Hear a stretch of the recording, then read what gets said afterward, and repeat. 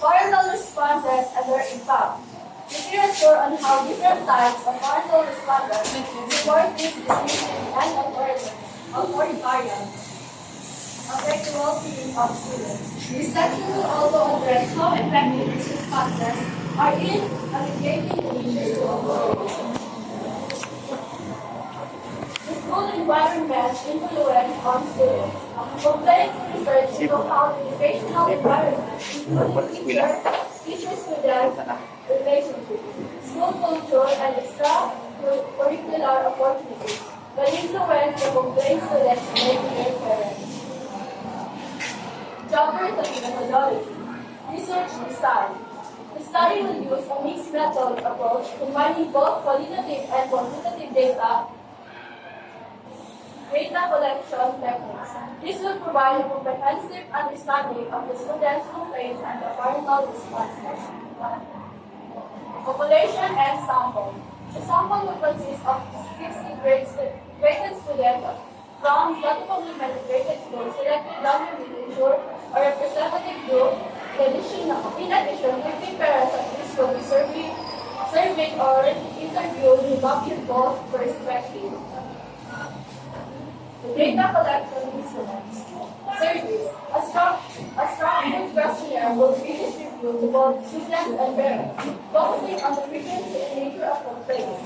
The student survey will cover topics such as academic pressure, social issues, and parents focusing on the frequency and nature of complaints. The student survey will cover topics such as academic pressure, social issues, and parental expectations. The parent survey will assess the awareness of these complaints and their responses. Interviews with a smaller subset of students and parents will be conducted to gather detailed insight into the emotional context behind the complaints and how they were addressed. Focus group. Group discussion with students will be helped understand the common themes in their complaints and to provide a platform for open dialogue. Impact of complaints on students. This section will analyze how the complaints affect students' academic performance, emotional health, and family relationships. It will look at the correlation between the severity of complaints and changes in behavior, school engagement, and mental health well-being. Case studies and student testimonials. Real-life case studies will be presented to illustrate the findings. These case studies will highlight specific instances where students' complaints were either resolved effectively or left unaddressed, impacting their overall experience. Data analysis. The quantitative data from surveys will be analyzed using descriptive statistics to identify the most common complaints and the relationship between complaints and factors like academic performance and emotional well-being. The qualitative data from interviews and focus groups will be analyzed using thematic analysis to identify key themes and patterns in the students' complaints and the effectiveness of parental responses. Ethical consideration. Participants will be informed of the study's purpose and the right to confidentially and voluntary participation. Consent will be obtained from both students and parents, and all data will be anonymized to ensure privacy. Chapter 4. Findings and Discussion. Common complaints from graded students. This section will categorize the most frequently voiced complaints of then students at Tato graded school, including academic stress, concerns about workload, exams, and expectation for high grades. Parental expectations, complaints related to pressure to excel academically or to pursue specific career paths. Social issues, complaints about peer pressure, bullying, social exclusion, and friendship issues. Mental health struggles, concerns related to stress, anxiety, and lack of emotional support. Parental responses to complaints. This section will explore how parents respond to their children's complaints. Supportive responses, providing emotional support, helping with time management, or offering practical advice. dismissive responses, ignoring the significance of the complaints, or suggesting the students cope up. Algorithmic responses, setting the boundaries, enforcing rules, and pushing for more responsibility, often with the intention of motivating the students. Impact of complaints on students. In this section, we analyze how the complaints affect students, academic performance, emotional health, and family relationships. It will look at the relation between the severity of complaints and changes in behavior, school engagement, and mental well-being. Case studies and student testimonials. Real-life case studies will be presented to illustrate the findings.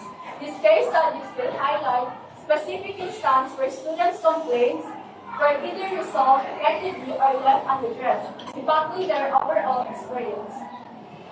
Chapter 5, Conclusion and Recommendation. Summary of findings. This section will summarize the main findings, highlighting the most prevalent conflicts, the common personal responses, and the effect these complaints have on students and practical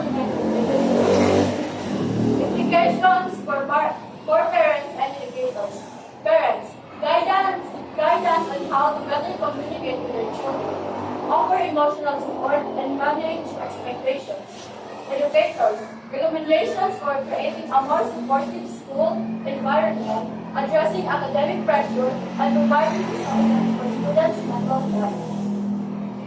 Recommendations for lack of commitment to graded school, developing workshops for parents, understanding and responding to students' emotional and academic needs, implementing students' counseling programs to provide emotional support and stress management resources. Limitation of the study. The study limitations such as the reliance on self-reported data and the focus on a single school will be discussed. Future research directives.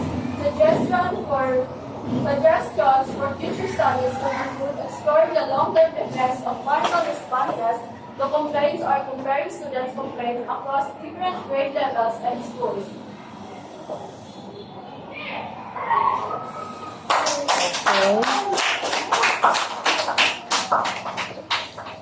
Okay, now let's proceed to questions.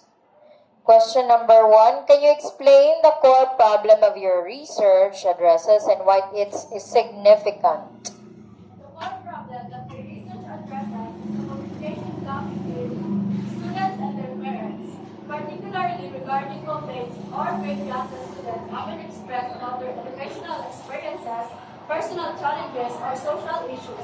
These complaints, which range from academic stress to conflict with teacher or grades, are sometimes not fully understood or properly addressed by parents, leading to frustration on both sides. Now, number 2, what are the key limitations of your methodology and how did this limitation influence your findings? The key limitations of the methodology in this study include both surveys and interviews depend on students and parents' self-reporting of complaints and responses. This introduces the possibility of bias such as exaggeration, minimization, or social discernibility bias, where they report that they think is expected or acceptable rather than their true feelings. This could lead to inaccurate or incomplete data on the nature and frequency of complaints. Number 3, how did you ensure the validity and reliability of your data collection methods? To ensure the validity and reliability of the data collection methods in this study, several strategies can be employed. The structured questionnaire for students and parents could be developed based on existing literature and expected consultation. This ensures that the question covers all relevant aspects of the complaints, including academic pressures, social issues, and mental health concerns. Number 4, could you elaborate on the statistical analysis you employed and justify your choice of techniques? In the study of the grade 10 students at Capital Integrated School and their complaints to parents, the statistical analysis aims to provide both a descriptive and inferential understanding of the patterns in complaints, their impact on students' academic and emotional well-being, and the effectiveness of parental responses. The methods chosen are intended to capture both the breadth, frequency, and distribution of complaints, and their underlying relationships between complaints and outcomes. Okay, 5. What are the most significant findings of your research and how do they contribute to the existing body of knowledge? The most significant complaint voiced by graded students at Tato Elementary Graded School is academic stress, particularly related to the pressures of exams, heavy workloads, and the high expectations set by both the school and their parents. This finding is consistent with existing literature that links academic stress to poorer mental health outcomes, including anxiety and burnout.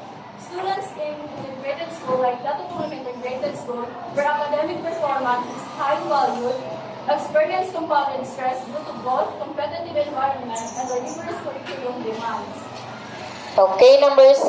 Did your research uncover any unexpected results and how did you interpret these and what are their implications? While the study of complaints from graded students at graded school to their parents largely confirmed existing literature about the pressures of academic stress, parents' expectations, and mental health struggles. Several unexpected results surfaced during the research process. These findings not only go beyond the scope of understanding but also carry important implications for both students and educators. Okay, number 7. What are the practical implications of your findings and how might they be applied in real-world settings? The findings from the study on the complaints of graded students offer important insight into how academic, emotional, social, and familial pressures influence students' well-being and academic performance. The practical implications of these findings can be applied in several real-world settings, particularly in schools, homes, and communities to better support students during this critical stage of their education. Okay, number 8. What are the potential limitations or challenges in applying your findings? When the study of graded students are vulnerable and insight into the academic, emotional, and social challenges they face, there are several limitations and challenges that would impact the applicability and interpretation of the findings in real-world settings.